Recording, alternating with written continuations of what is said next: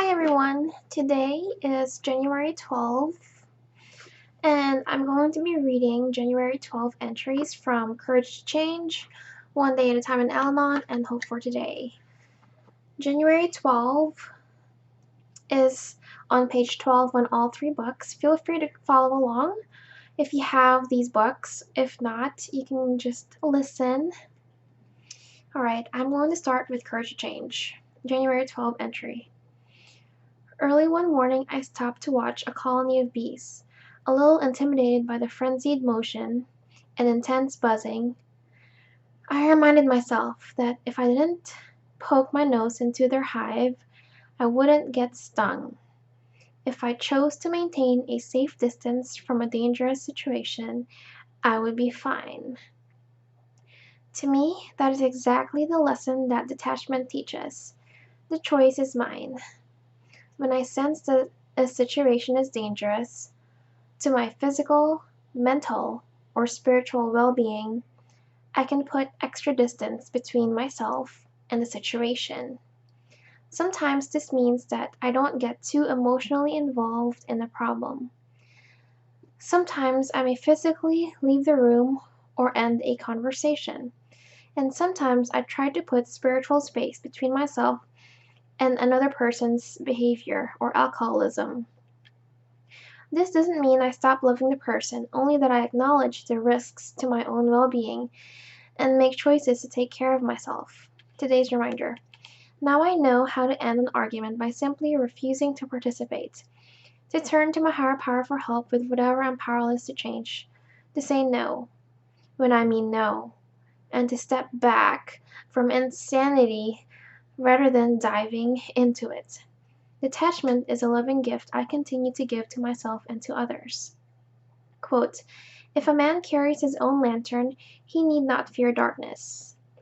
That is a Hasidite saying. I really like this entry from Courage to Change. It makes me practice how to be a sane person, how to establish boundaries. It tells me where I stand. It tells me to listen to myself physically, mentally, and spiritually, and how to be a healthier individual with regards to not just alcoholism, but other relationships in life. So that is the reading from Courage to Change. Moving on to One Day at a Time in Al-Anon, January 12, page 12. Today I will examine my ideas of enjoyment, pleasure, delight. Have I grieved over the fact that my life has become empty of them? Do these satisfactions depend on parties, travel, dancing, movies, television? Do I feel deprived because I am busy with home, children, a job, so I am not free to pursue some recreation? If so, it is time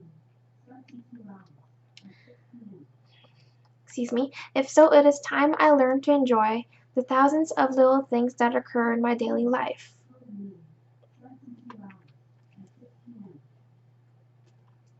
Sorry, I am distracted by this my Alexa app. Okay, do it again. Do I feel deprived because I am busy with home, children, a job, so I am not free to pursue some recreation? If so, it is time I need to enjoy the thousands of little things that occur in my daily life. A sunrise, the sound of birds, a long walk, noting all the interesting things I see, a piece of music, a good book, a charming response from a child, a moving story at an AA meeting, a small household chore perfectly performed, a beautiful meal created by me. Today's reminder, if my eyes and heart are open to receive new impressions, each day will be a new adventure. Even in the monotony of my life, no 2 days are ever the same, and the differences will reveal to me a succession of fresh delights, if I am willing. Quote, "I ask God to make me willing to see clearly my everyday experiences, to sharpen my perception of how much there is to enjoy, even in ordinary things and happenings. Let me be receptive. Restore to me my capacity for wonder. Wow, this reading blows me away because it is exactly what I was experiencing today. It's funny how my higher power works sometimes. It started with, "Today I will examine my ideas of enjoyment, pleasure, delight. Have I grieved over the fact that my life has become empty of them?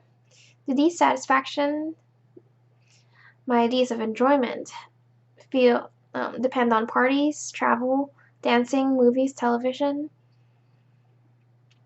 Do I feel deprived because I am busy with home, children, and job, so I am not free to pursue some recreation?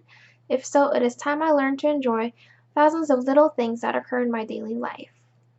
A sunrise, the sound of birds, a long walk, noting all the interesting things I see, a piece of music, a good book, a charming response from a child, a moving story at an AA meeting, a small household chore perfectly performed, a beautiful meal created by me." That is perfect. I hope you don't mind if I read that again.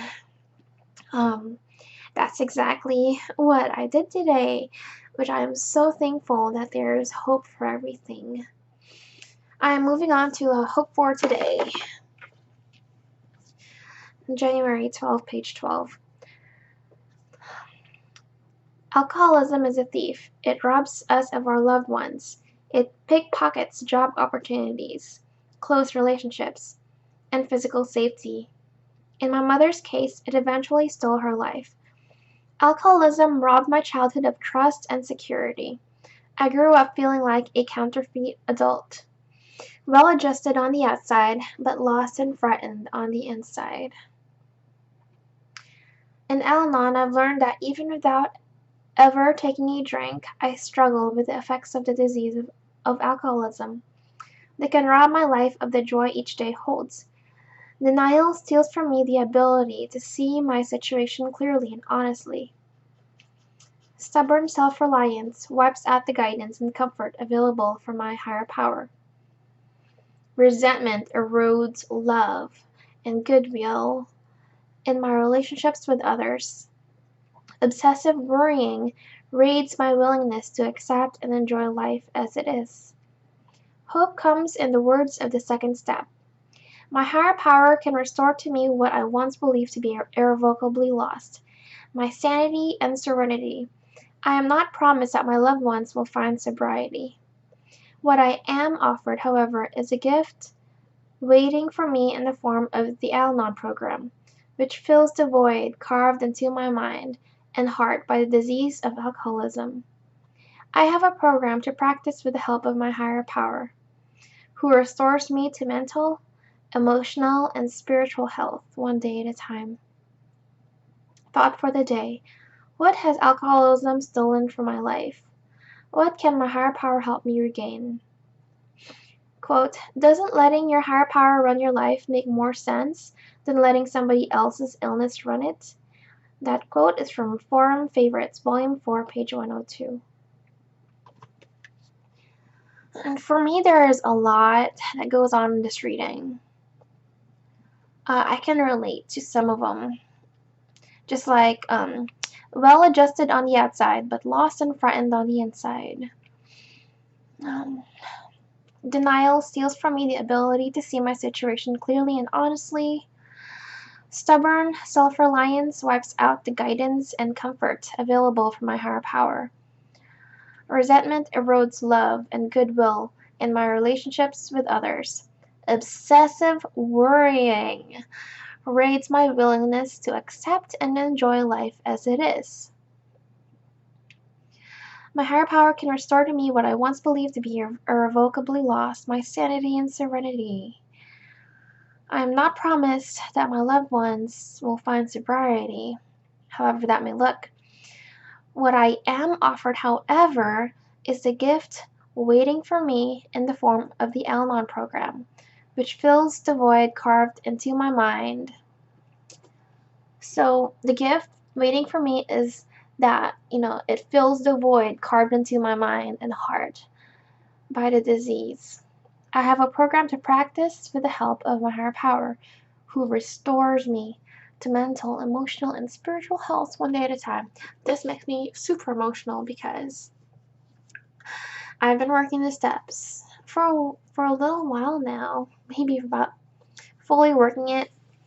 Maybe not to the fullest of my ability, but I can. These readings just really help me a lot. So that is it. I read from all 3 books. I hope that helps anybody out there. Again, Al-Anon is an anonymous program. What you see or listen to in these rooms are anonymous, are kept confidential. We have meetings. There are meetings all over the place nationwide, even internationally, not just in the United States. There are also phone meetings. We recommend getting a sponsor and attending at least 6 meetings to figure out if the program is right for you. And no one judges, at least in these rooms. Thank you so much for listening. If you're still listening, don't forget to subscribe. And I am doing this blog to reach people that may not be able to attend meetings or are curious about what the meetings are all about. And I know this helps me. I've been looking for something like this and I couldn't find it, so I'm just making it. And so take care and we'll see you next time. God bless. Bye.